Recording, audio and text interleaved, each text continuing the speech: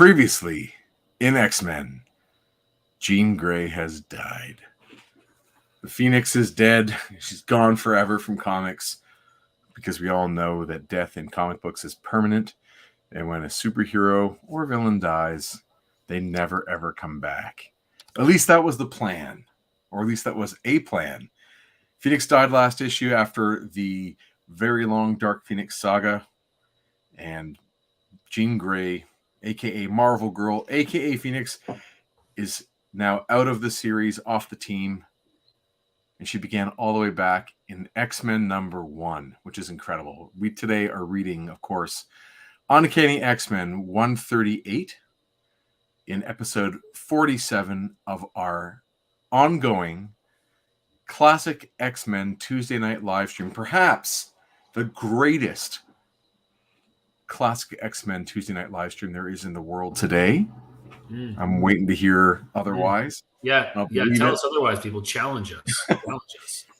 And of course, that would make me then Jason Lapidus, and you are?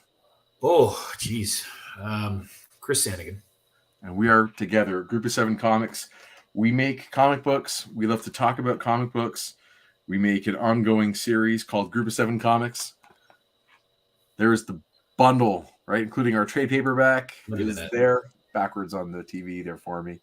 Some issues. We're up to issue 8 in our series. And, you know, we love teams. All 8 issues plus the 2 Instagram ones. They're always about a team of heroes. So we're kind of deep diving into probably arguably the greatest team-based comic book in mainstream, comics history. Something from our youth. So it takes us back to X-Men, and we're looking at the essential issues of X-Men that really transform a franchise on the verge of collapse into a classic comic, a generational animated series in the 1990s, a buttload of action figures at the same time, the first superhero team feature film franchise of the new millennium, right, with the X-Men franchise from Fox, and hopefully the future of the MCU. So that's where, so today, like I said, we're reading issue 138, which I got right here, which I think I paid $2.50 for back when I was a kid. I just got to brag just for a second. This one is signed by Mr. Terry Austin. Ooh. I was very, very excited as a kid to meet the amazing inker of most of these X-Men comics that we've been reading. So I've got that one on hand. Got the classic X-Men version here too, which I've read more often. I'm also reading it in the essential volume that I was gifted by my good friend Chris Sanagan. I'm also simultaneously... Oh, it's not in this one, is it? This is now over. That would be the end. It's out. And we'll talk about the rest there. How are you reading it, Chris? I'm reading it. I realize it's upstairs right now, but I'm actually reading it on a scanned version, which we are going to broadcast during this live stream. So you can all follow and read along with us. And when the page goes, bonk, that's when you turn the page. So instead of what you get on a Marvel app, or the original scan, it is a PDF scan of the original comic of what he is holding in his hand from the early aughts is what you're looking at. So you're getting warts and all, people, including staple marks, everything. Colors, no colors have been modified. Nothing has been touched up. It's that comic, but in a PDF on the computer. Pretty special. So, like I said before, the future of the MCU, it's almost impossible for us to start today without diving into the most recent reveal. Are you pulling up something? Well, I'm pulling up the comic. Okay, fair enough. So without diving into the MCU reveal that hit the airwaves today, what did you see, Chris? I saw a video of our dear countryman, Ryan Reynolds, looking sad. Being sad on a couch, hoping to provide an update about Deadpool 3 at D23. And in doing so, revealed... What did he reveal, Jason?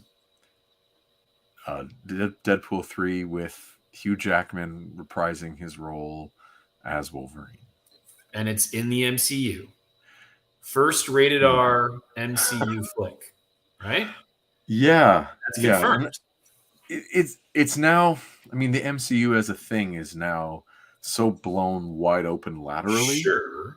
that every iteration of every character we've ever thought of or that's ever been put to film can be somehow included into the multiverse catch-all, right? At this point moving forward, Disney owns the rights to everything. No, Sony, Spider-Man still has, but even though there's that. And the villains of those are still, I know there's that weird crossover agreement. Sony still owns the right to reproduce, or sorry, to make and distribute Spider-Man movies. Right. They've brought in Marvel as a production partner. That's right. And so in doing so, like, the trade is that he gets to be in the MCU and they lend some of the production to Sony to like steer the movies and But after that, though, that's it though, right? Because of Disney's acquisition of Fox, which own parts of the Marvel catalog, that's it. I still think that maybe Universal might own the distribution rights for Hulk, which is why we haven't seen arguably a Hulk solo film. Okay. But they don't own the character; they just have distribution rights on the film, gotcha. And that's fine. I think other than that, everything is nicely wrapped up. What are your thoughts on Hugh Jackman coming back as Wolverine? Now, we don't know in what context. We don't know if it's a flashback, if it's a fast forward. We don't know. It's Deadpool. There's going to be something fun with it. But it does appear to be something somewhat significant with Hugh Jackman having a cameo in Ryan Reynolds' video. About which was he walks by in the backwards like, yeah, sure, Ryan. So and he also posted on his socials too, right? Oh, did he? Yeah. Okay. So there's that, and I would argue that if you have not seen it out there yet, the last the emblem, the Deadpool emblem, when it goes up, it's got the slash through the Wolverine 3 claws, which to me suggests that it, maybe a bit more than a bit player or a cameo. Right. I think what we all want to see is two things: the two of them fight and the two of them team up. Like that's what the fan service I think is. To me, my ex-friends, says Jason Lowe. How are you, Jason? Hope you're good tonight, man. And I hope that we are going to see you soon at one of the many events that we are at in the next month and a half, whether it be what's it called? A Halloween Indie Fest. At Gotham Central, Mississauga, or at Mrs. MCX, or at Whitcalf, or just randomly on the street. I was hoping on the street. I'm hoping for a Jason Lowe on the street interaction. Street level. We always talk about street level heroes. Yeah. So you asked me, what do I think of Hugh Jackman returning? Yeah. What are your initial thoughts? I think it's going to be pretty unanimous. Pretty unanimous that everyone seems to love Hugh Jackman as Wolverine. Right. We got a really amazing goodbye. So, I'm kind of resigned to the fact that he's finished. And that's totally cool. At the same time, could I stand a reprise? Yeah, sure. Mm-hmm. At the same time, I'm in the camp where I want the MCU to be a little bit more streamlined. I don't want 100 iterations of every character. Sure. Or I don't want everything to be part of everything, because then everything is nothing. So if a character dies, once they start plucking versions from, one universe to be part of the main line, it starts to lower the stakes of the character and the dangers that they face. So I want to be able to start moving on with who my new real. I want to move on with who my real Wolverine is. I want to be right. So, and this just delays. I think it just delays Wolverine coming into the MCU in a way that, again, it's supposed to say the real, but like the 616 universe. Yeah. I want to invest in it. I was so invested in it from Iron Man all the way up to Endgame. Like, I want that level of investment and belief in those characters again. So I'm happy he's coming back. As I simultaneously want them to move on. We've had, so to date, because you and I talk often, at least usually once every episode, about the MCU and the X-Men and the X-verse coming to the MCU and what that means.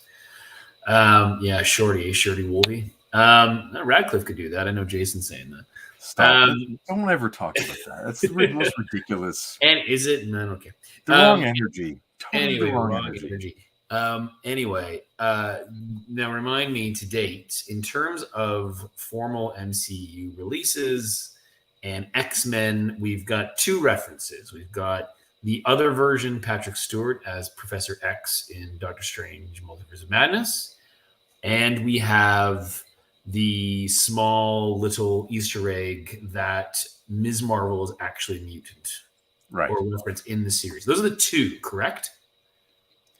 Those are the 2. And then you include Madripoor, if you want to consider that to be... Right. There was a Wolverine reference or something in there, right? There was, right? So that's 3.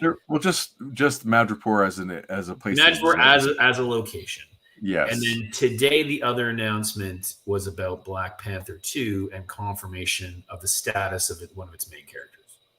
Oh, I haven't heard this. Namor is confirmed as being a mutant. Sure. Okay. All that means is that we've now expanded the mutant roster, right? With somebody. All right. That's all I'm saying. Yes. So while I was thinking about this episode, 2 news things dropped about mutants in the MCU. That's all. I thought it was interesting. Wild. I love that. We got a fun chat going on in between David and shout out Jason. to David Cutler. How you doing, man? Hope both of you are doing well. About the... I'm glad that you guys like Daniel Radcliffe as Logan. To me, being ripped is not a criteria for... Right. Because if it was, Lapidus would be Wolverine. I think that many actors... Anyway. I think that many actors can get ripped for the part. I'm not so concerned about that. His proportions, his build is very, very narrow. I don't know. Just from a drawing point of view, he's built small, so his head is big, his shoulders are small. And yes, you can gain mass this way, but his frame won't change. He's not stocky. He's a little dude, which is fine. He's no Glenn Danzig, who was cast in the Wizard magazine of 1995 as Wolverine in the X-Men movie.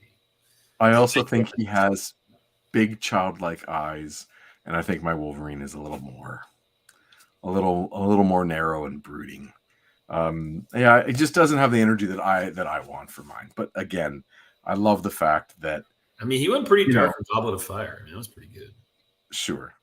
Again, going dark is not necessarily energy that I'm talking about. If there's a certain primal, stoic, intelligent, and I don't know. There's just something there that I'm not going to go into. But I think we're all in agreement. Shorty Wolverine is we're keen to see something like that. I think we're all right. We're keen to see Shorty Wolverine. I will admit to Jason and David, but nobody else, that I'm not open-minded about this. So don't bother trying to convince me. I'm not as rational and open-minded is the right word for it, as I would be with other things for other characters. This one I have a pretty narrow scope. Radcliffe just doesn't do it for me, and that's totally fine. I'm glad it works for you guys, and I'd really love it if we all get what we want, and you guys get your Daniel Radcliffe movie, and I get someone else in my movie, and we're both happy because I want to see you guys happy. Jason's asking earlier if I'm going to be at the Mississauga Toy Expo. The answer is no. My broader family, is taking a family portrait that day. Which sounds just as fun. We're all getting dressed in matching colors and headed to the woods for a professional portrait. And so I'm not going to the Toy Expo. Gotta send me those samples. I'm curious. I'm not ever going to see them anyway. It's all in good fun. Yeah. I really wish we found another Wolverine that we all had consensus, but there was just a clear answer. Well, hey, look, we got one out of nowhere. Right? True. Like, Hugh Jackman, right? Come on, came out of nowhere. So let's hope that they strike lightning twice when it comes to that. Fair enough. David says, too many people have suggested him anyway. Mr. Fantastic variant aside, they never go with the popular fan casts. Sure. Yeah, I see what you're saying. Boo. Yeah, I don't. Damn, Radcliffe, come on.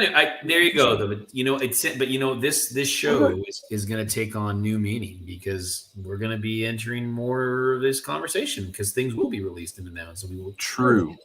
What do you think, Chris, about Hugh Jackman, and what's your Hugh Jackman?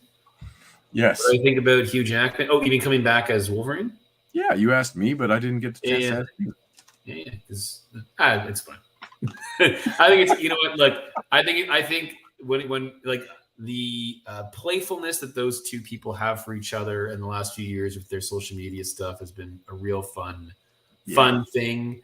I think given the tone of the Deadpool movies and my enjoyment level of both, I imagine it will feature the same. This will just have Wolverine in some capacity, which will be great. I don't feel particularly like, yeah, you're right. We got a great closure with Logan. We got one of the best closures with Logan. Am I happy to watch that movie with him popping the claws and hanging out with Deadpool? Yeah, sign me up. I'm there. Yeah, the energy's all right. Absolutely. Yeah. Trevor, how you doing, man? He said, I thought Eastwood's kid was a possibility. I'm going to just throw shade at you now, okay? And I hope you can take it because it's just with jest. I'm just playing with you. Spoken like a photographer. That's what that sounds like, because Eastwood's kid looks good, but there's nothing behind those eyes. I thought Eastwood was a possibility. Oh, yeah. They could both do it, right? You have him as Clint. So I think that Eastwood's kid looks like a typical, 20th century action hero in every way. Handsome cut guy, looks probably fun to draw. The Eastwood jaw. Yeah, all that stuff is there, but he hasn't demonstrated any of the acting chops that you'd want from an actor who can or singing chops. Maybe hear Hugh Jackman sing, guys. And Anthony, how are you? Anthony says, I know the casting from the 90s, but I still imagine Glenn Danzig as Wolverine is like, casting Ozzy Osbourne as Professor X. Yeah, that's just, what are you going to do? What are you going to do? All in good fun. All in good fun. I like the idea. There are a few like videos that deep dive into specific actors and what pros and cons they bring. Mm-hmm. The dude from Letterkenny comes up a lot in people's fan casting for Wolverine, given that he's Canadian and knows how to throw a punch. And you know who we cast? You remember we cast him too. I cast him as Conn Smythe. Right. That's so true. Sorry, world, but we've already cast him in the Group of Seven comics. Right. First movie. Trevor, he's not acting is not his strong suit. And you say you haven't seen him. Did you see Suicide Squad? Because he had a part in that I mean, you wouldn't really remember him. He doesn't stand out. He's the kind of the, I guess it's just called Suicide Squad. The second. I don't know. The first one. Oh, okay. He's one of the guys, one of the SWAT or whatever, the troopers that's on the mission into the mess. Anyway. That movie's weird. Yeah, thoughts on Tom Hardy. To me, he's got all the pieces you'd want, except for maybe he's aging out. Like the amount of punishment, you need a good decade from the actor to do the shredded thing. And it's I imagine Tom Hardy's aged out, but and his lips are too pouty. Pouty lips. Yeah, his lips are too full. Well, he's got a picture in front of him. Genie. Anyway. All right, we should dive into this. Probably get this issue. Yeah, man. I'm happy to do fan casting, but there's so much to unpack about this issue in a fun way too. Yeah, Hardy's a little tool at this point, though he'd be great. There's no question he's got the acting chops to do everything. Have you ever seen a movie like The Revenant? Or there's so many where he plays characters that blend into the film that you don't necessarily even recognize that it's him. He's incredible. Issue 138, dude. Here it is. It's fun because this cover is fun for a couple of reasons. One is like it's got all these background covers on it to sort of reflect on their history. Yeah. And it's a neat technique to kind of make a color overlay in that magenta, like taking basically a black and white photostat and transferring the values, the range of black to white into one color plate of magenta, throwing that in the background. It's neat. I think just a critique, I like the effect of it a lot. I think it's the wrong color in terms of the mood of the issue. Like the characters in the background are in blue, which is like that cool sadness thing. The magenta brings so much energy, which visually really pops, but it doesn't tell me the mood of the story the same way that like his figure Cyclops walking away with the duffel bag. What do you call that kind of bag? The over the shoulder. Yeah, duffel bag, sure. It's a classic like American military coming off the helicopter bag, right? Like I'm sure Nicolas Cage has that bag in like I have that bag. You know.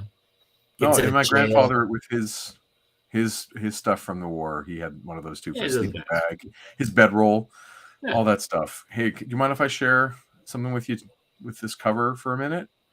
No, I don't mind. Okay, I'm gonna share my screen. Do it. Here. Let me full screen that one for a second. So can you see that? Yeah. So this is the original art of that page, right?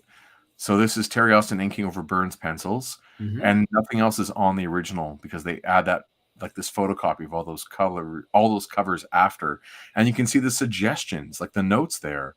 Yeah. And this is John Byrne's hand saying, "Here are some suggested covers," and he's listed off, 20 different covers that they could try.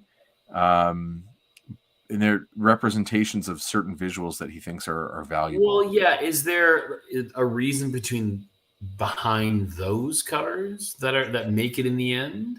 Are they like pivotal moments in Cyclops's history? Are they referenced? I mean, everything's referenced in the issue, but as we'll get into it. But I'm just curious as to why those particular covers. Is there well, for instance, I mean, 121 is there, which is like that Alpha Flight issue, and I don't think that is, necessarily a huge moment for Cyclops as a character, but 136. Like, I just love that cover. Sure, it might have been. I'm not sure why. It might have just been visual dynamics. Sure, who knows? And he doesn't draw that cover, right? That's a Cockrum cover. That's Cockrum, right? I was going to say, because didn't we just have the? Wait. Byrne's first cover was the classic X-Men, wasn't that one? There've been right. We saw Byrne on the last issue of classic. On the last issue, right? Of classic. He's done many covers as well, but right. 136 is his, but not in the run so far, right? Correct. No. He's done a whole bunch of the covers that we've seen. Oh, never mind. Just there've been a lot of Cockrum before that, but once we got into like the Savage Land, a lot of them were Byrne from then on. Gotcha. Okay. All the Hellfire Club ones were Byrne. Oh, okay. I don't know. I just assumed they were Cockrum for a number of reasons. That first Dazzler is not. It's John Romita Jr. But now I'm just like talking off the top of my head, so I'm not going to remember everything. Neat just to see this original page and like to see the ink doodles at the top on the top left. This is Terry Austin like getting the ink on the nib the way he wants before he puts it down on the paper. Mm-hmm. He's using area that's not going to get shown, just to like get his ink nib the pen nib the way he wants. Get rid of a little maybe excess ink, or just again getting the edge he wants on it. It's just so funny to see. And I love also how Byrne and Austin do not, they don't do any drawing where the Spider-Man face or the barcode would be, the UPC code. Mm-hmm. Kind of funny. And then just one last little detail here. You can also see Byrne is working in one kind of ink and Austin is working in a pen that is non-archival. So it's gone red. Yeah. You see how it is? How his is a little redder? Yeah. He's using like a fine liner. Okay. That's why the ink doesn't stay as black, because it's not archival. Anyway, kind of fun to see.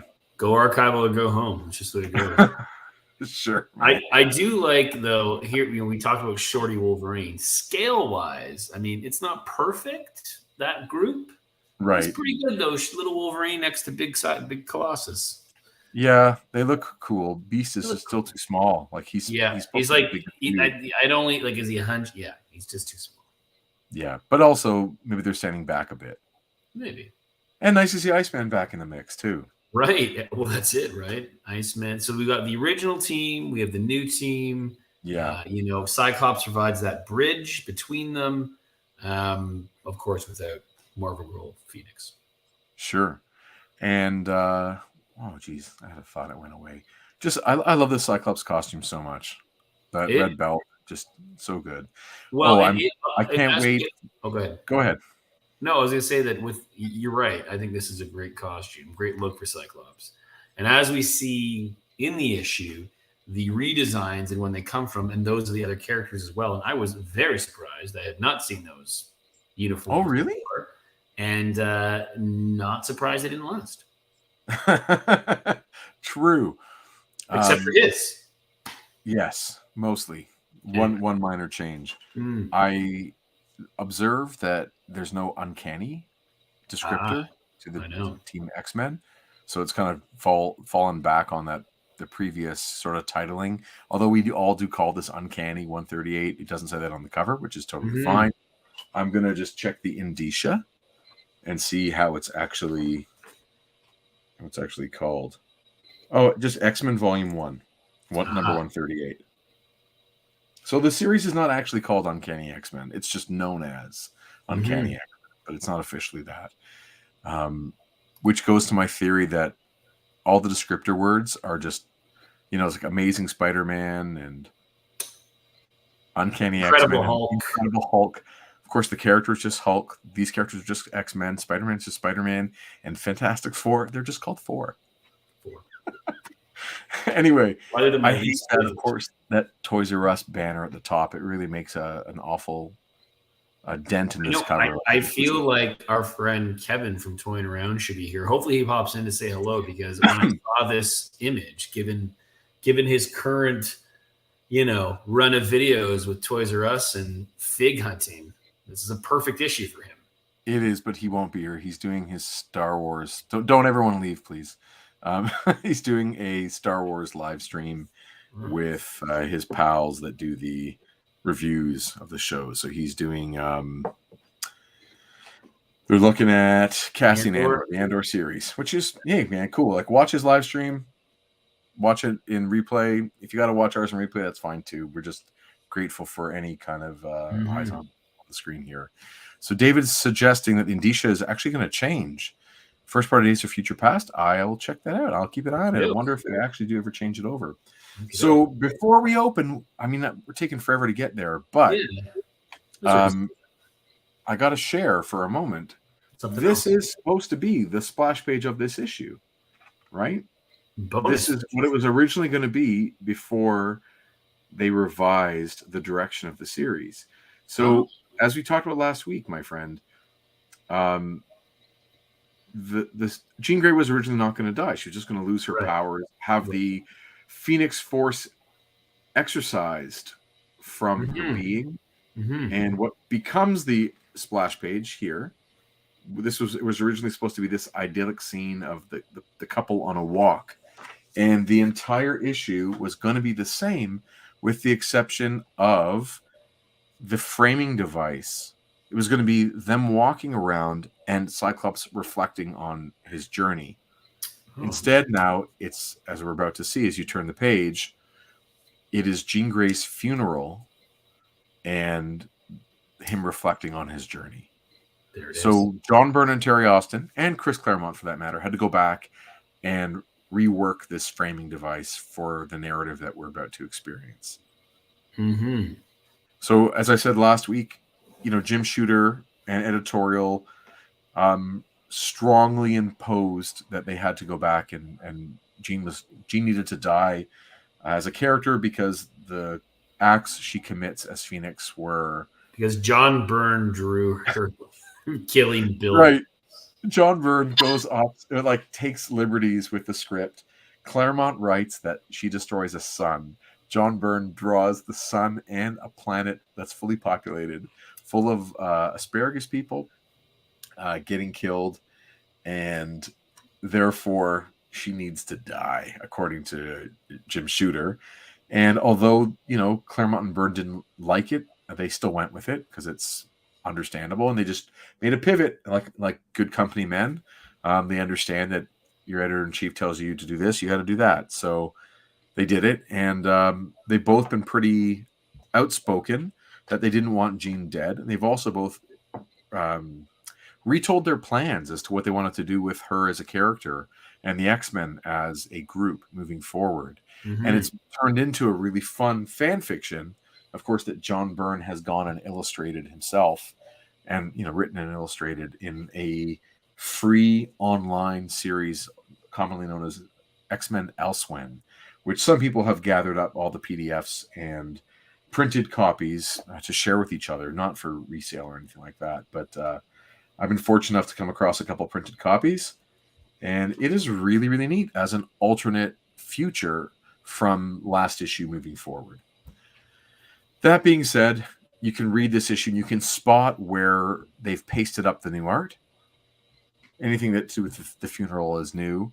And during the issue, as we'll see, I'll point out when it's like the new art added in.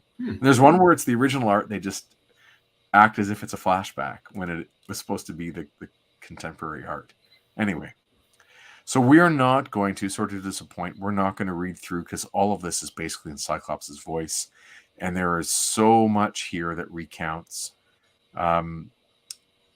This issue has a fun example of the X-Men's sliding timescale, right? Like, we're not really going to say that Jean Grey is born in 56 and the first appearance of the X-Men is in the early 60s and she's 7 years old. Like, we're not going to pretend that. So the time scale of the X-Men always slides with the needs of contemporary readers. Mm-hmm.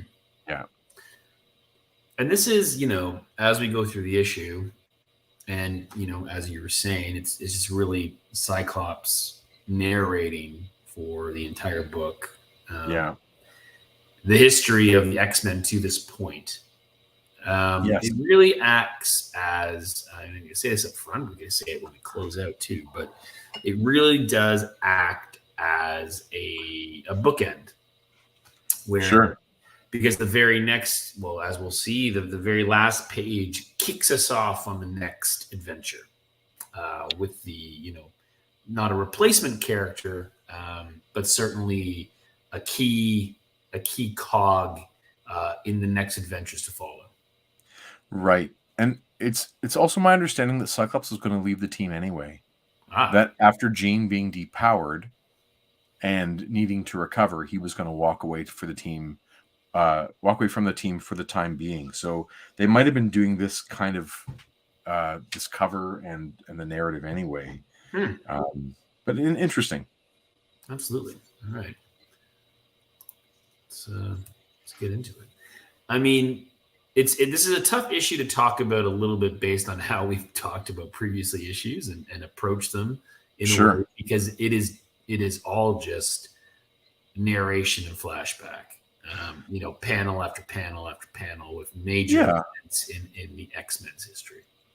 Couple neat things, you get Beast standing here, and they tell us in this issue that he's wearing a mask. He's wearing a Hank McCoy mask. He's wearing a Hank McCoy mask, I guess, over his furriness, as opposed to using one of Reed Richards' image inducers that Nightcrawler, I'm assuming, was wearing in the last panel.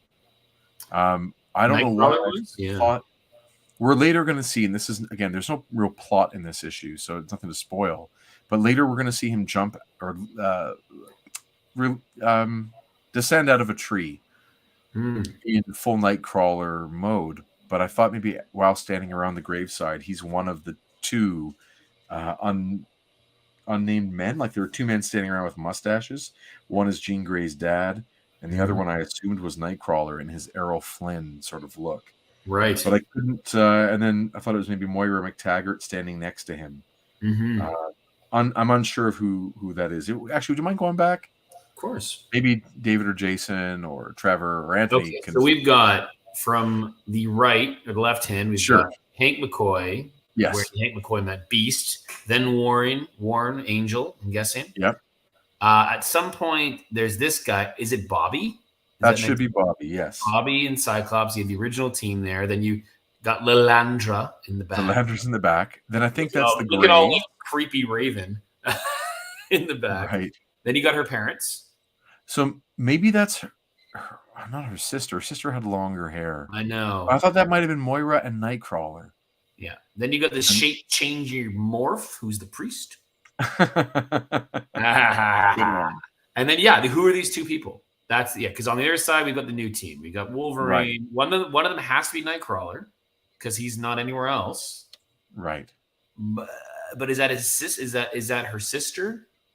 I'm just gonna flip back on my own for a second and look to see what her sister looked like because I have forgotten.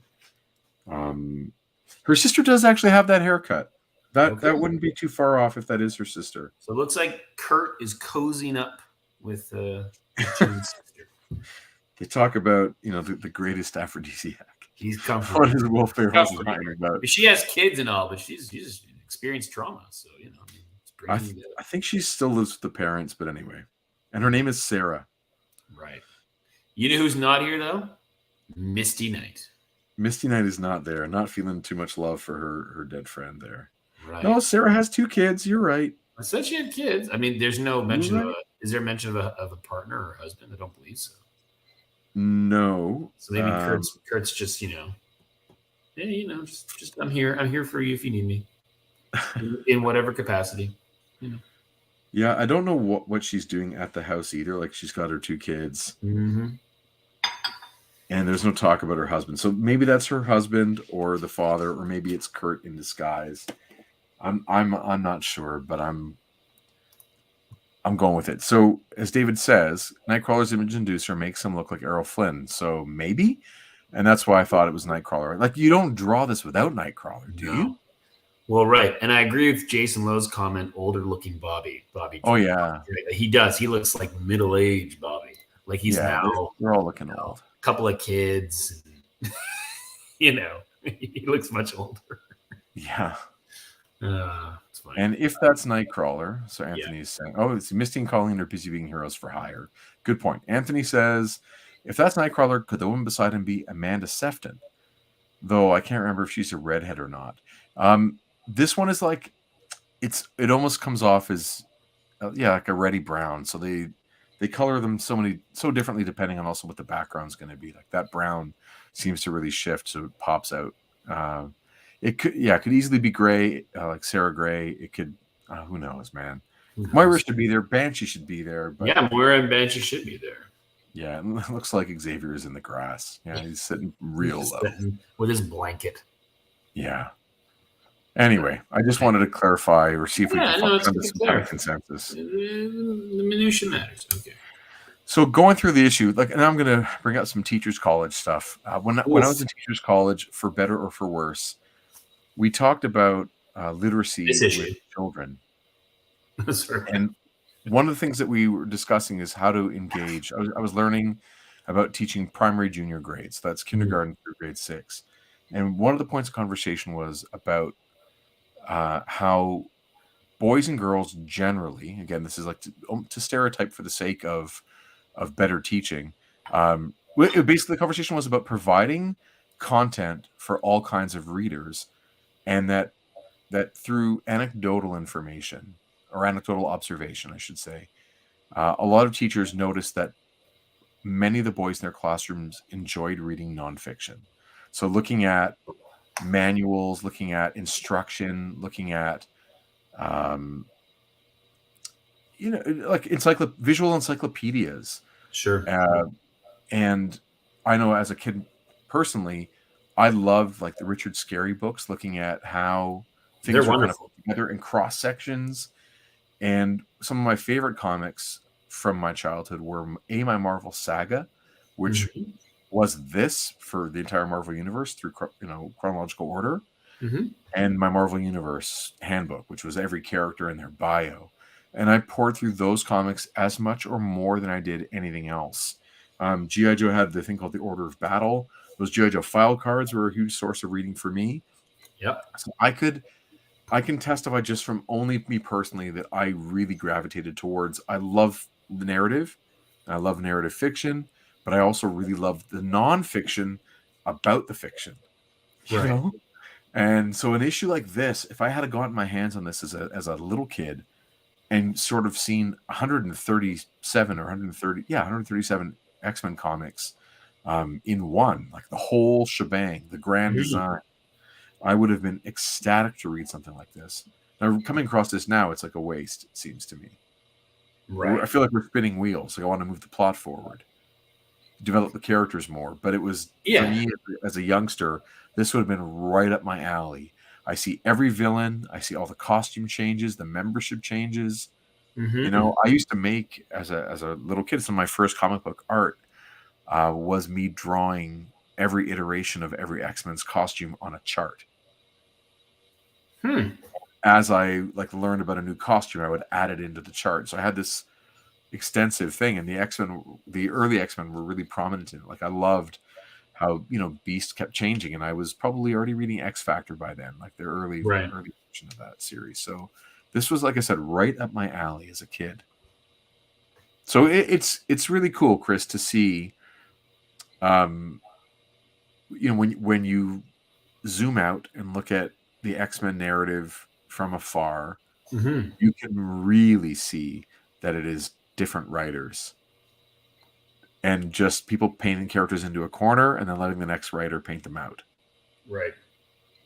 So here we see, the first flashback image is the four boys, wrestling as Xavier watches, and we get introduced to each character, and then the girl shows up outside, and what she's wearing there is what Kirby drew in the original issue. Like that outfit is identical with her, and like the beret and the blue skirt as she's coming in from the taxi cab, and they're like, "Hey, look, a girl's coming," and it is true that Iceman didn't care. Right, a girl, big deal. Right, so and that can be read a couple different ways. There's sort of the retcon look that he's not interested in girls because of his sexual identity. Other version is that he's just the youngest in the group and kind of prepubescent almost, that he's just not interested in girls. And I think that was maybe how it was intended originally, but it's definitely taken on much more. Yeah, it's taken on a different meaning. And that's one of the things I think that makes X-Men have such a huge appeal, is that people have been able to, bring some of their own personal narratives. Like the X-Men as a broad narrative is pliable, and you can see relationships between characters that maybe Claremont didn't intentionally put in place, but it still allows for meaningful interpretation. Yeah, and I love also this next panel where they're fighting Magneto, because that is the cover of the first issue from That is the cover of the first issue, yeah. You've got Angel with the bazooka or the rocket launcher, whatever that is. Yeah, and he still holds it like it's just a tube, like there's no handle. No. And in this one, Beast is on some girders as opposed to some sort of trapeze. That's attached to nothing. Neat. Yeah, absolutely. And you get one of the weirdest designs in the character called the Vanisher on the next page. Bizarre. That's the Blob beside him, I'm guessing. Yep. Yeah. And it just looks like chubby Blob as opposed to the grotesquely, mutinous, obese monster Blob. Yeah. And then you get the first iteration of the Brotherhood of Evil. Mm-hmm. With Jason Wingard. Well, actually, mutants, and there's Jason Wingard there. Mm-hmm. And Namor still, as the heel anti-hero type. Yeah. And comments about how the twins, Pietro and Wanda, sabotage, which kind of sort of subtly help the X-Men and betray Magneto as they kind of don't agree with his agenda. And they later go on to join the Avengers, of course. Yeah. So Byrne really gets to sort of tread through all the Kirby and Lee stuff that he would have enjoyed as a younger kid. Mm-hmm. Neat. It is neat. There's something going on there.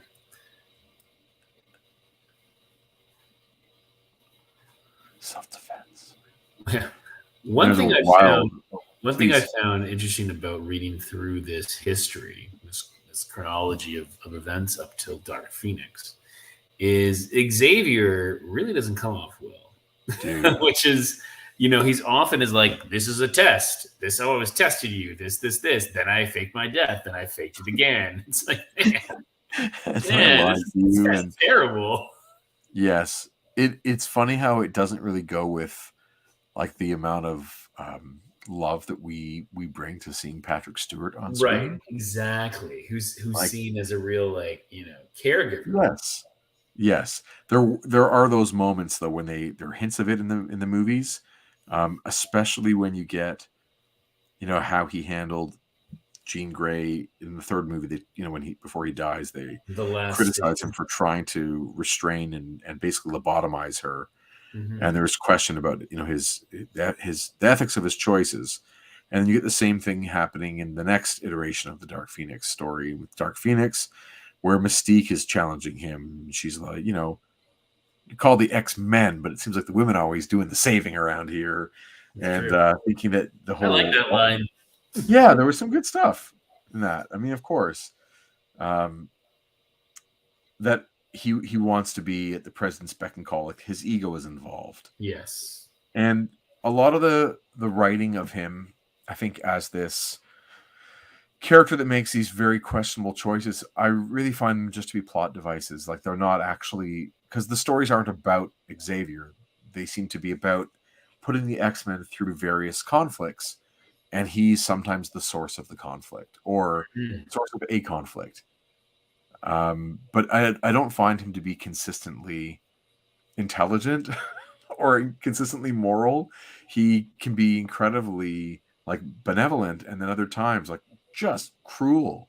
Yeah. And like making all of his children think he's dead and they killed him, and he's going to be gone, for a year.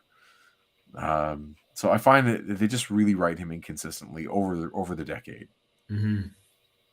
So here, he leaves, and that's a cool Kirby looking Cerebro back there. Like, just it is kind of all those angles are not like him.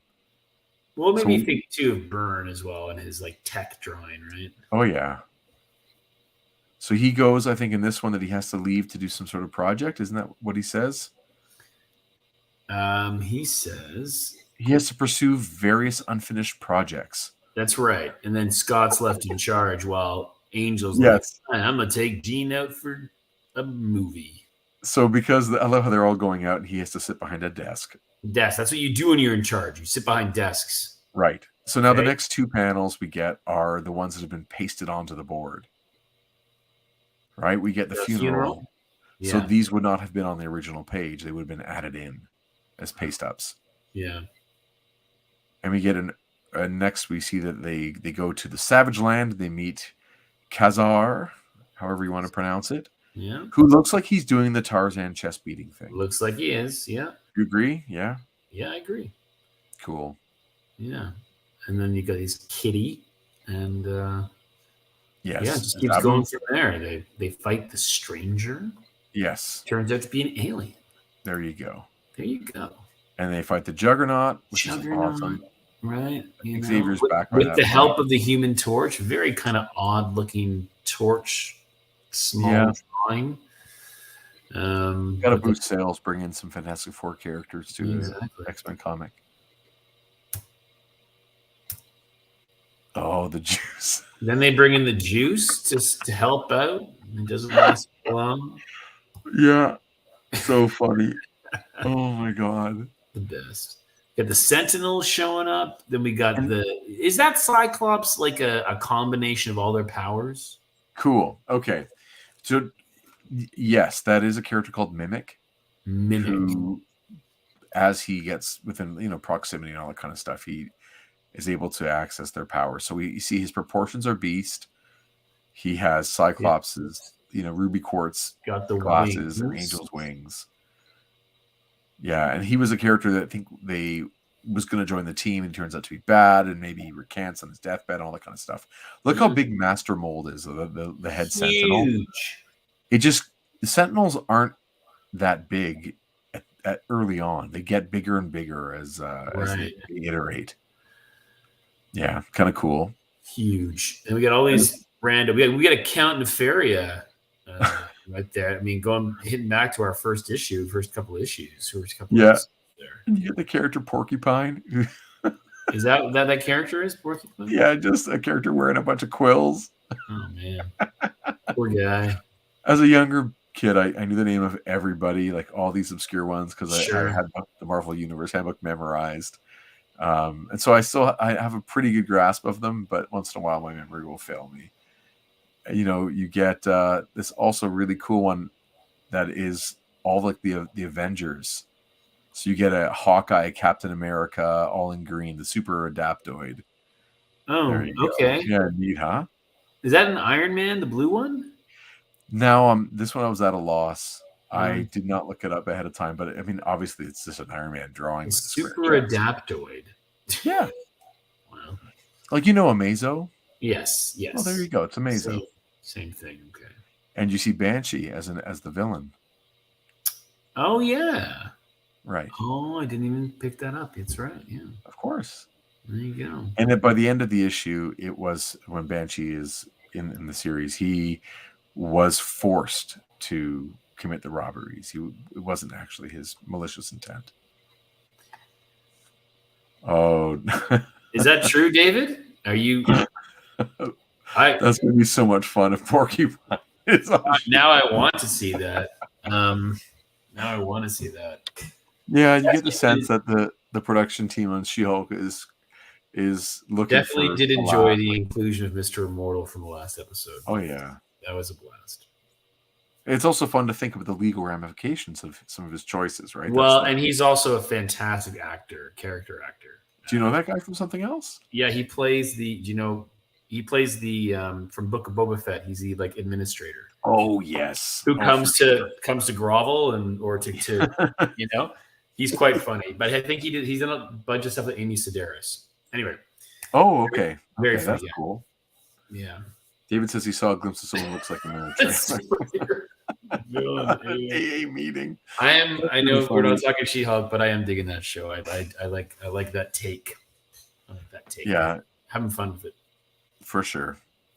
And they retcon a little bit of this of like when Scott and Jean start to make things romantic. Yeah. Byrne and Claremont, or Claremont and Byrne, are just retconning a little bit, smoothing out to make maybe two different issues into one issue to say things are happening at the same time, but it doesn't really matter. And then this panel at the top, these would be original panels, right? If you look, they were wearing the same clothes that they were wearing. Well, you're right in that the would-be splash page. Yeah. So it's kind of neat to imagine, like, they're getting a chance to reuse art, which is important, right? It's really difficult to constantly be redrawing things, especially at that pace. The color's off, but they just recolored it to match something different. But those are their outfits from that splash page. Neat. And of course you get the Claremontism, the I love you and I you, Scott, with all my heart. All my heart. Writes over and over. More Juggernaut, Spider-Man, Doctor Strange. Who's the dude in green? Any idea? Laser. Oh, okay. We got Mole Man. Is that Son of Satan? Yeah, I think it's Damian Hellstrom. Sure. And then we got this. And then we get the first bullhead guy. I don't know that guy. Okay. And then the first iteration away from the uniform. Right, because they're no longer kids. Right. So this is what I was talking about in the intro. Right. This is the first time now I'd seen the Marvel Girl one and I'd seen the Cyclops one. Of course, Bobby's stays the same as Iceman. First time I'd seen the Beast and the Angel. That Angel one is not doing anything for me. Nor for anybody. And I mean, the Beast one, I think I've maybe seen a version of that. But again, not unsurprising that maybe they don't last. Right.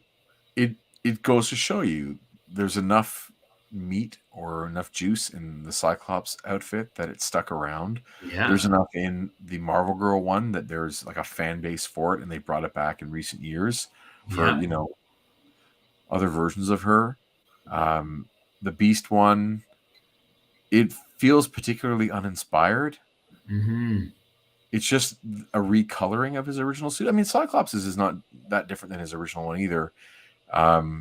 But for whatever reason, it just works. The visor's tweaked a little bit. It just works. That Angel one is just, it's ugly. Like the Beast one's boring, but the Angel one's ugly. Yes, the Angel one is ugly. The idea of suspenders. Piping seems to work these days, but that's wider than piping, right? That's suspenders. They're awful. That being said, we've got David here. We've got Jason here. We've got Trevor here. Anthony, forgive me. I don't remember if you collect action figures or not. But guys, if they made Marvel Legends of these five, I know the Iceman's kind of already been done, but I'd get another one anyway. If they made these five like this, I would 100% get them. That Angel's so ugly. I gotta have it. It's atrocious. And I really dislike the belt on these. Yeah. I'm not sure which artist designed that. It feels a little bit like it's a Neil Adams choice. I don't know though, so I'm happy to get schooled by the gentleman in the chat. But I'm glad that that got iterated out. Anyway. Wow. David says, I have a poster in my living room where those are the X-Men costumes. The awful Angel one, Avengers 53. They are indeed awful. Yes, and I can't take my eyes off them either. Well, yeah, you have that Marvel girl. You don't need the other looks. Understood. You need that Angel. I know you do. Can you imagine if that's the only Angel they ever make? just for fun. It's terrible. Just terrible. It is terrible. Yeah, then we get another time of Professor X being dead. Supposedly. Yep. Yeah. And they introduce Lorna Dane, who is originally believed to be the daughter of Magneto, which is another lie.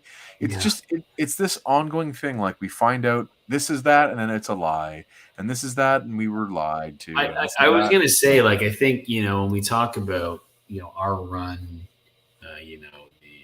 and where we started, because the X-Men comic was lagging. I mean, they just keep even just going through this recap. It's like more of the same. You're right.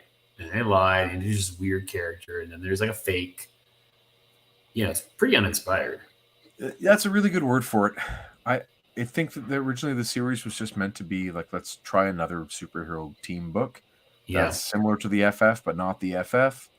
And I don't think it necessarily came from like a place of inspiration from another creator, just Stan Lee and Kirby trying again.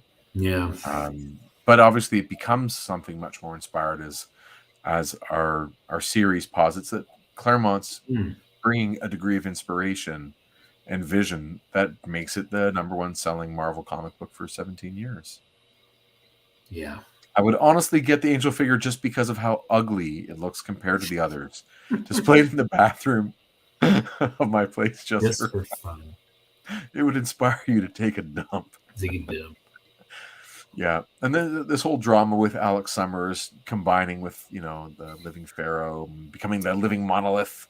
Yeah. And that top panel, the Hank McCoy looking kind of Foggy Nelson-esque. Weird. Yeah, it's just weird. Yeah. And then I guess he becomes Living Pharaoh, and then he... Yeah. It's just something... Yeah, it's just drama. Right. Just drama. Drama.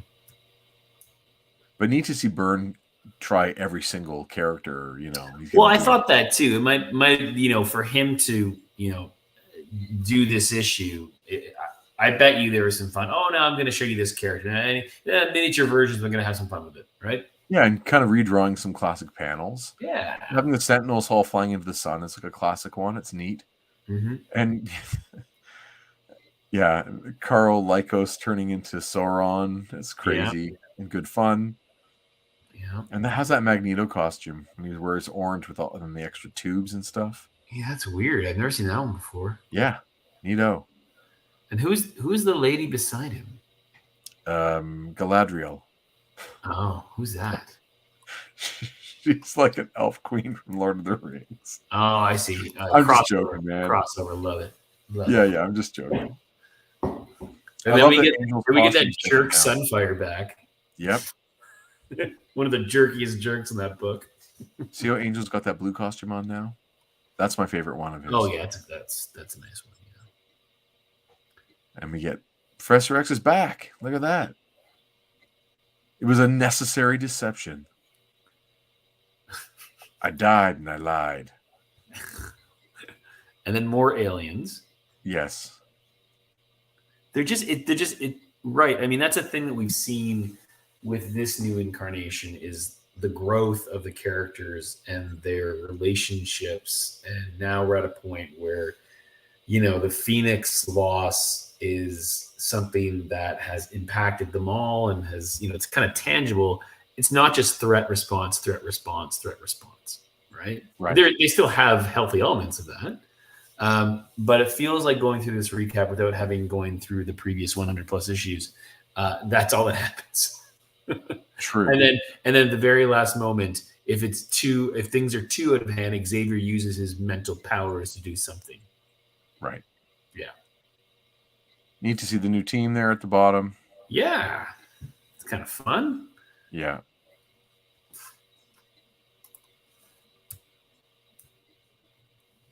And this is where our life starts.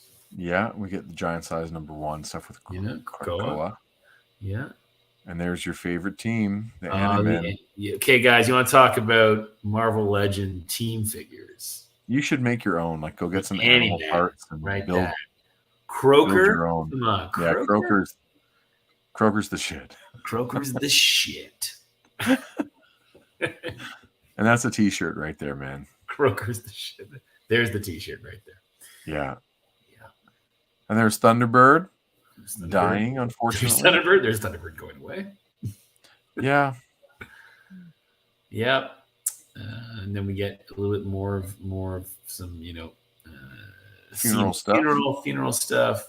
And then we start going through. It's interesting, right? Because now we start going through some of these characters, villains that they've already gone through. Right. Sentinels, Magneto, Juggernaut. Yep. But done in a way, or at least under the guise of this new approach, where we're really actually developing characters, and so they actually become secondary to the team. Whereas before, it's villain response. Kind of neat to see Byrne draw the famous Cochrane panel of Phoenix coming out of the water. Mm-hmm. I can do it better. He can. He's an awesome penciler. Awesome. And then our favorite Black Tom Cassidy too. Yep. It's Black Tom there. Also just neat to see that this is the first time in X-Men's history that there are 45 issues in a row, for, kind of under one umbrella. Mm-hmm. Mm-hmm. Right? It's not a rotating team, or it's not a 10-issue arc. This is a long arc with some long narratives in it. Yeah, it really does. It's really kind of cool. It's special. And it worked. Oh, the M'Krun crystal. Oh, Lilandra. And then we have the first encounter with the Imperial Guard. Yes. Right, which they refer to in the Dark Phoenix piece, when they first fought them or first tangled with them. I love that panel, by the way, of Jean, of the Phoenix Force. The use of color in that panel, that's awesome. How the line work leaves so much open, but the energy, that's really, really cool. That middle one, the Neutron Galaxy, was bound. Yeah, that's very cool. Yeah.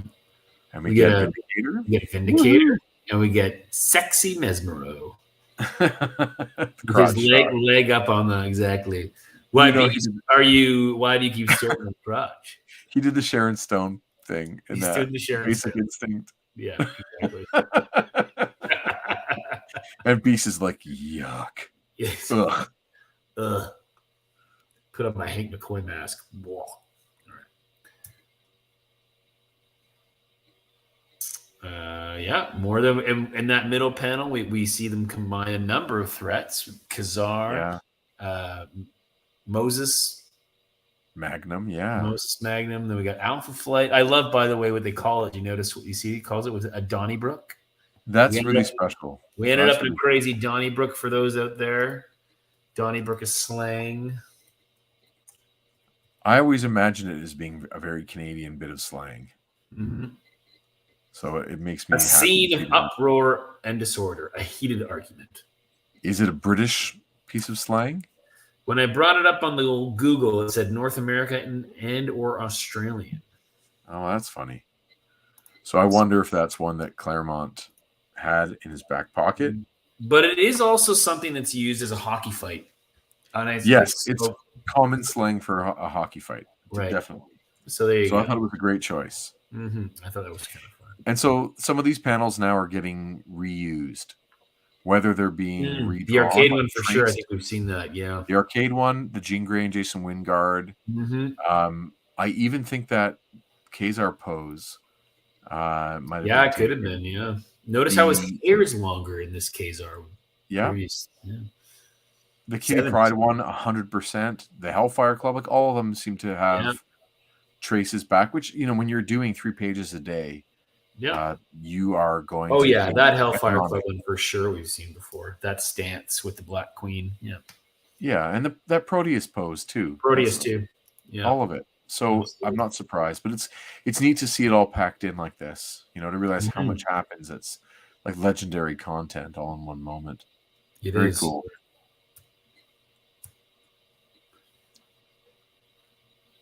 And then we've got the Phoenix Saga, or the Dark Phoenix Saga, I suppose. More Xavier trying his best but failing. Then we get the whole the final funeral conversations. Scott, parents, right, right. And here we get Nightcrawler hopping out of that tree, which makes me think he's hiding in the tree the whole time. Right, he's not at the funeral because he's going to scare the priest or something. Exactly. But if Beast can go, that just seems odd to me that they would leave him out. It's strange. But yeah, and it's funny, we've got this scene between Scott and Xavier where he kind of, Xavier really thinks of him as his son, says so, if you were my own flesh and blood, I could be not born. He's basically saying, I'm so proud of you, this kind of stuff, which is interesting because up to this point, we have seen a ton of tension between those two characters, whether it's Xavier saying, I should never let Scott in charge, or Scott, Xavier doing something. Scott's like, I had it under control. What are you doing? So that's something that give them a moment, which is kind of nice. And then we get, of course, the start of the next chapter, right? Which is a good way for a single issue to end with your 4 panels of making you want to see what comes next. And it's a little bow tie, like one character leaves and the next comes in. Yeah. Out with the oldest and in with the youngest, which is great. Right. And you get the formal closure of the original X-Men team. Right? Because Scott was always still, and Jean had moved on to this next team to some degree. And now they are done, and the new team is now the new team. There is no hangover from the original team. And then, of course, the original team comes back and does the X Factor thing. But we now have a clean, fresh new team. Or so it seems. Or so it would seem.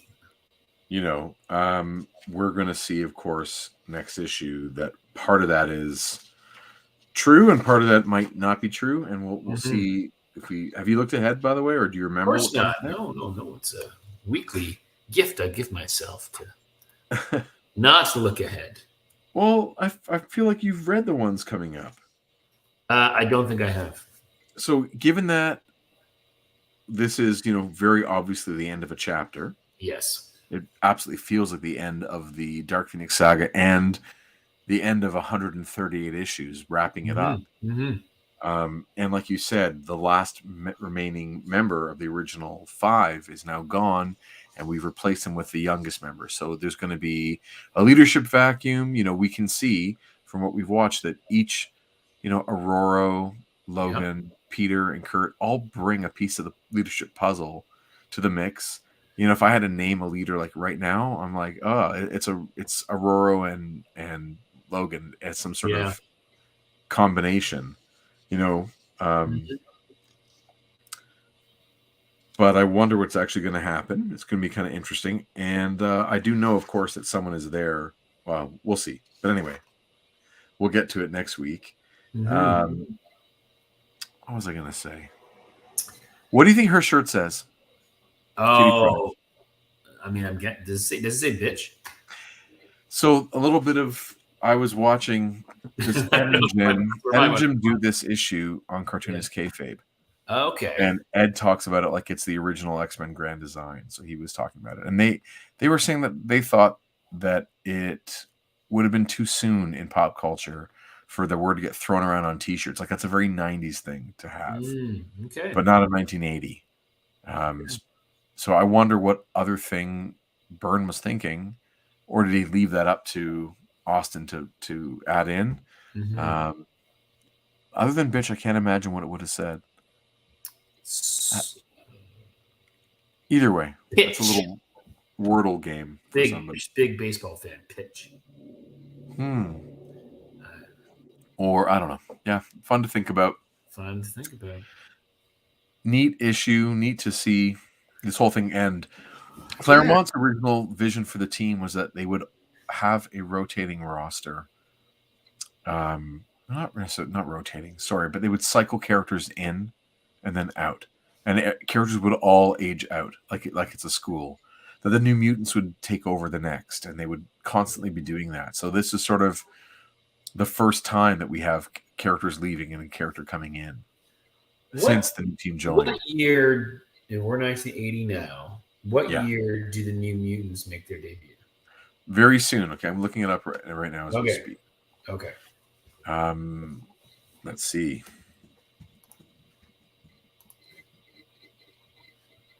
The graphic novel by Claremont and Bob McLeod, which I've got a copy of, is 1982. Okay, so it is quite soon.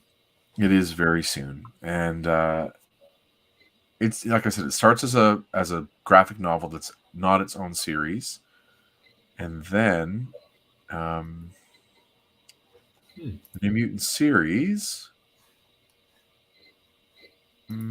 begins. Sorry, dude. That's okay. Until in 1983, so it spins out of obviously that and runs until 91 when they turn it over into what's called X-Force. Right. But yeah. So 82. Have you ever read the graphic novel of New Mutants? It's not. Would you want to borrow it? I can loan it to you. Sure. Cool. Send it to me. It's neat to see the characters, just get introduced. I never had as much love for it, as other like big fans of the series. Mm-hmm. But that's okay. I like the fact that it existed, and I like the fact that they would cross over. So in certain annuals, you'd see both sets of characters, and sure. I loved that they had a uniform, and it was clear like it was your training thing. You wore the black and yellow or blue and yellow, depending on how you wanted to color that. It's like the shirt that Deadpool wears in Deadpool 2. Trainee. The trainee. I know it's the same. That's a fun nod. Yes, agreed. But I like the idea of the New Mutants. I'm just not a huge fan of the name, but I get it. I get it. Yeah. So there's nothing else in this issue. No letter page. That's it. It's it's actually a short issue. I think when I brought it up, I noticed from PDF scan, it's only like 19 or 20 pages. It's short. Very interesting. Yeah. As we were saying before, I'm just going to take this one out then. Remove. I was mentioning before about X-Men Elsewhen. Yeah. Really need to see Byrne go full throttle with this thing and just take over the series in his own fan fiction. And it takes place, it's the alternate original ending for Phoenix. And then essentially and how the story continues. I get the sense that some of the it starts on the blue area of the moon. Oh yeah. Yeah. And the team just comes back from the mission in space, and because it's not inked, some of the details not exactly there. It looks like, Colossus is holding. I can just show you right there. Yeah, in the center. There's the team as they've been transported back. And Colossus has Xavier, I'm guessing. Yeah, he has Xavier in his hands. That's the page 2. And the team's back, and Kitty Pryde is there like the next day. It says, then it just jumps 3 weeks. 3 weeks later, and Kitty Pryde is there studying. So they just skip right to it. And off they go, and they're training and getting ready for the next missions. So, just jumps ahead. He glosses over whatever happens with the Wendigo issues, Days of Future Past, just jumps ahead. Maybe that happens in the 3 weeks. And you're just supposed to move on. And Wolverine starts this series wearing the brown and tan. Mm-hmm. And it's crazy. Our friend Jerome Cabanatan has been inking page after page after page of it in a faster digital style. And it's kind of neat to see. And I have to admit, like, part of me also is like, I want to pen up that stuff with some Terry Austin styles and color it and see an issue finished and then color it old fashioned. I would love it if there was a team who did that. Mm-hmm. But like I was saying, this was supposed to be a thing that he was doing for Marvel, but negotiations fell apart, and so he did it. He just released it, and he just kept going. So it is a really weird thing. But in some alternate universe, you and I do a stream on that instead, and we do one issue every week of the alternate X-Men universe because we have all the PDFs. It's the darkest timeline. It is the most penciled timeline. All right, dude. Anything else you want to cover? No, I think that's it. I mean, we kind of knew going into this as a bit of a recap issue, but so nothing issues-wise. We've already kind of talked a little bit about the MCU True information news that broke today about Wolverine being in Deadpool 3. No. I mean, no, we got nothing else to cover. What do you got? Something else there?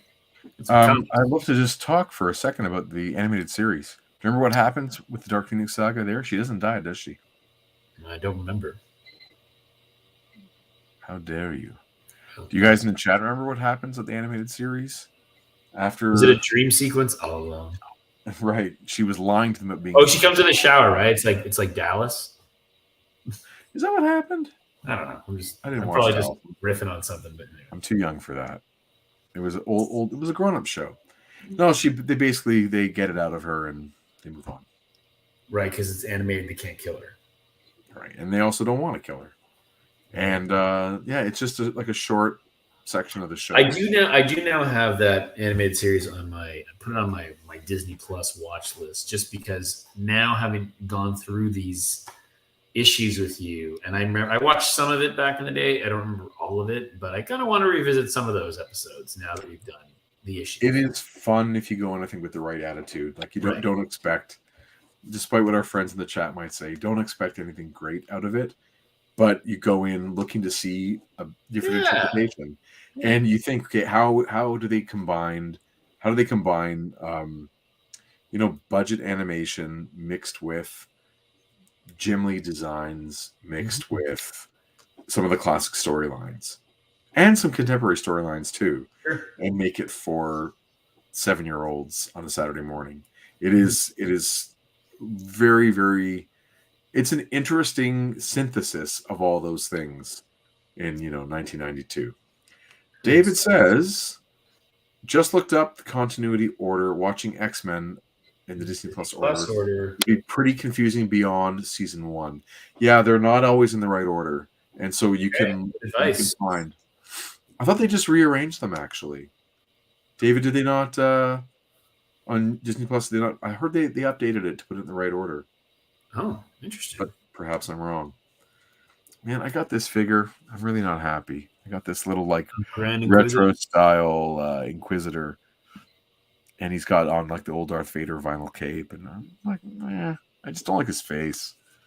He didn't do it for me on the show. Yeah, whatever. I have a little 5 POA one from Rebels, and he's great. This one is like, what do you do? I gotta put him downstairs. I don't want him in my room. I don't look at him. Get him out of your room. Get him out of here. Yeah, that's what the magic. Right. Get him out of there. We got lots to talk about for next week, and we'll save that for Tuesday night next week. Thank you, everyone, for joining us in the chat and hanging out with us for the night. And I hope if you are watching this on replay, thanks for doing that. We appreciate. Please click like and subscribe to the channel.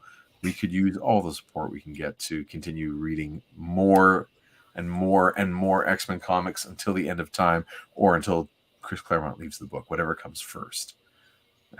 David says, maybe so. I hadn't heard they were out of order still in the summer. It was something I heard around the time of D23, by the way. So maybe I'm out of touch. Maybe I'm not. Who knows anymore? You can find us on all the socials at Group of 7 Comics. Remember that the 7 in our name is the number 7. That's right. And you can find our comics online for purchase at www.groupof7comics.ca, and 7 is the number. October 16th, Mississauga Comics Expo. October 29th, Indie Comics Fest at Gotham Central, and November 17th? 19th at the Whitby Comic Arts Festival. Yeah. Anything else? That's it for now. Who knows what also pop up our way. We've been this is our busiest year show wise, and it's blown every year out of the water. So, but who knows? Things keep popping up. Yes, they do. Speaking of popping and locking. All right, let's call it a night, man. I got some M&Ms I got to eat. Pretzels. Yeah, delicious. And hope everyone out there is doing well, and we'll see you next week. Thanks for joining, everyone. Cheers. Have a great X-Men. Have a great one. Good night, everyone. Bye-bye.